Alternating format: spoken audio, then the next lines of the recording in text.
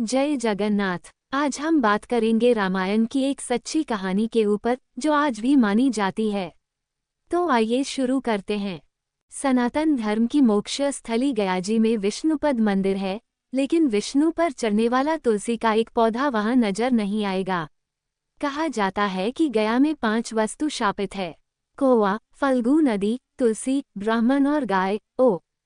वाल्मीकि रामायण में वर्णित घटना के अनुसार वनवास के दौरान भगवान राम, लक्ष्मण और माता सीता पितृपक्ष में श्राद्ध करने के लिए बिहार के गया पहुंचे। वहां महाब्राह्मण ने राम और लक्ष्मण को श्राद्ध कर्म के लिए आवश्यक सामग्री जुटाने के लिए कहा। इधर राम व लक्ष्मण नगर की ओर सामान लाने के लिए निकले, उधर सीता नदी किनारे बैठी रही। इधर दशरथ की व्यग्रता बढ़ती जा रही थी। राम और लक्ष्मण नहीं लौटे थे। इसी दौरान भूख से व्याकुल दशरथ ने सीता से पिंड की मांग कर दी। सीता असमंजस में पड़ गईं।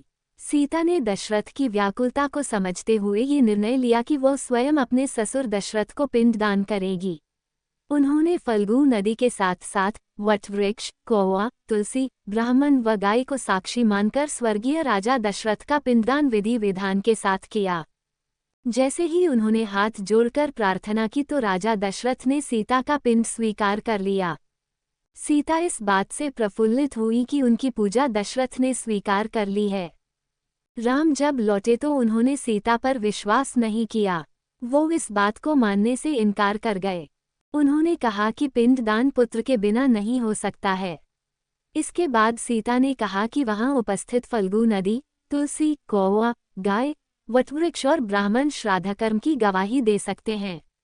राम ने जब इन सब से पिंडदान के संबंध में पूछा तो फल्गु नदी, गाय, कौवा, तुलसी और ब्राह्मण पांचों ने झूठ बोल दिया। सबने एक स्वर में गवाही दे दी कि सीता ने कोई पिंडदान नहीं किया है। लेकिन वटवृक्ष ने सत्य का साथ दिया। उसने राम से कहा कि सीता ने सबको साक्षी मानकर विधि पूर्वक राजा दशरथ का पिंडदान किया है। पांचों साक्षी के झूठ बोलने पर सीता ने क्रोधित होकर उन्हें आजीवन श्राप दे दिया। फल्गु नदी को श्राप दिया कि वह सिर्फ नाम की नदी रहेगी, उसमें पानी नहीं रहेगा। इसी कारण फल्गु नदी आज भी गया में सूखी है। गाय को श्राप दिया कि गाय पूजनीय होकर भी सिर्फ उसके पिछले हिस्से की पूजा की जाएगी और गाय को खाने के लिए दर बदर भटकना पड़ेगा। आज भी हिंदू धर्म में गाय के सिर्फ पिछले हिस्से की पूजा की जाती है। सीता ने गया के महाब्राह्मण को कभी भी संतुष्ट न होने और कितना भी मिले उसकी दरिद्रता हमेशा बनी रहेगी का श्राप दिया। इसी कारण महाब्राह्मण कभी दान दक्षिणा के बाद भी संतुष्ट नहीं होते हैं। समाज में उन्हें अछूत ब्राह्मण का दर्जा मिला हुआ है। सीता ने तुलसी को श्राप दिया कि वह कभी भी गया की मिट्टी में नहीं उगेगी। यह आज तक सत्य है कि गया की मिट्टी में तुलसी नहीं उगाया जाता है। कौवा को हमेशा लड़ झगड़ कर खाने का श्राप दिया था। कौवा आज भी खाना अकेले नहीं खाता है। सीता ने जहां इन पांचों को श्राप दिया, वहीं सच बोलने पर वट वृक्ष को आशीर्वाद दिया कि उसे लंबी आयु प्राप्त होगी। वह दूसरों को छाया प्रदान करेगा। पतिव्रता स्त्री उनका स्मरण करके अपने पति के दीर्घायु की कामना करेगी। ये वीडियो आपको कैसा लगा कमेंट करके जरूर बताएं। नमस्कार।